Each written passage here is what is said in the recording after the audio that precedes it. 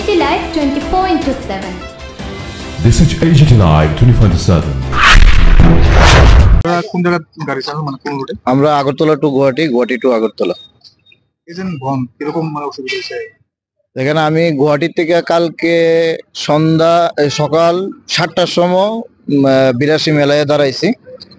82 মেলায় দাঁড়ানোর পরে পুলিশ আমাদের গাড়ি আটকে রাখছে। আটকে রাখার পরে তো আমরা সারাদিন রাস্তার মধ্যে খাওয়া দাওয়া ছাড়াই, প্যাসেঞ্জারও আসলো, প্যাসেঞ্জারও খাওয়া দাওয়া করছে না, ছোট বাচ্চা আসলো, তাদেরও খাওয়া দাওয়া হয়েছে না। কতজন প্যাসেঞ্জার আসলো 20 জনের মতন প্যাসেঞ্জার আসলো সবাই, এবং যেমন ফরেনার 2 ফরেনার প্যাসেঞ্জারও আসতো, তাদেরও খুব অসুবিধা হয়েছে।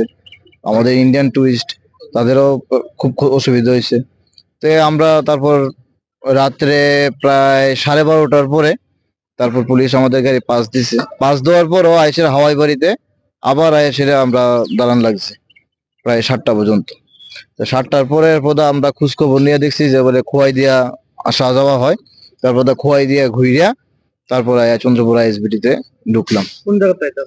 আমরা গুয়াহাটি থেকে আইতে আসলাম, গুয়াহাটি থেকে আসার পথে। আছে কোনো যাত্রী আছে বা আজকে তো যাওয়ার, কালকেও যে যাত্রী আসলো যাত্রী ক্যান্সেল হয়েছে। আজকেও যে যাত্রী যাওয়ার কথা আসতো তাদেরও ক্যান্সেল হয়েছে। তাদের পয়সা বুকিং যা আসলো, বুকিং এর টাকা তাদেরকে ফেরত দেওয়া হয়েছে। এই অসুবিধা নিয়ে সেটা আমরা আছি। এমনি তো লস। আমরা আগরতলাতে ট্রেন চলাতে, একটা ছোট্ট রাজ্য ত্রিপুরা, ট্রেন চলাতে আমাদের ব্যবসা এমনি নেই। যাও 10 জন 15 জন নিয়ে সেটা চলি, কোন রকম যাইতে তেলের পয়সা মালিকও টাকা পায় না, আমরাও টাকা পাই না, কোন রকম চলি আমরা। এরকম অসুবিধার মধ্যে আবার 1 দিন 2 দিন 3 দিন স্ট্রাইক, বিভিন্ন কম অসুবিধার পরে সম্মুখীন হইতেছে। হ্যাঁ, শেরাওয়ালি ট্যুর এন্ড ট্রাভেলস।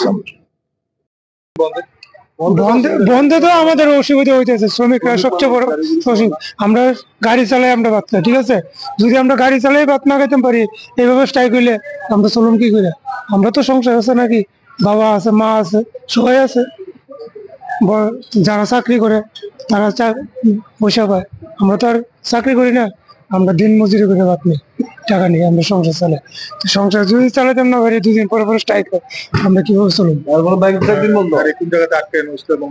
এই যে আমরা 82 মাইল 3 দিন হয়েছে, 82 মাইল, ঠিক আছে? 3 দিন পরে আমরা আজকে বাড়িতে আসছি।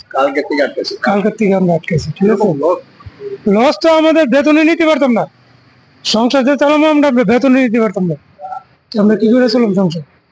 কন্ট্রাক্টর বেড়া আমরা বেতন দিলে না আমরা সংসার চলবো? মালিক একটা সম্পদ তৈরি করছে, মালিক আপনারা দিয়েছে, তোমরা ব্যবসা করে নাও, আমারও বাঁচাও। কিন্তু মালিক যদি না পাই, আমরা পাবো কি করে? আমরা সংসার তো চলতো না নাকি, ঠিক আছে?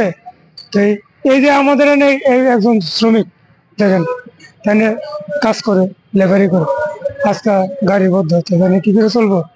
চলতে পারবো? কোন আপনি কোন না, তাই 2 কেউ দিব, সাহায্য করবো। যেমন আমরা, তেমন আমরা দিন মজুরি আমরা বাঁচতাম না, ঠিক আছে? তদ্রুপ আপনারা নিউজ চ্যানেল আইছেন, আমরা যাতে সহযোগিতা পাই সেই জিনিসটা আপনারা চিন্তা ভাবনা করেন, ঠিক আছে?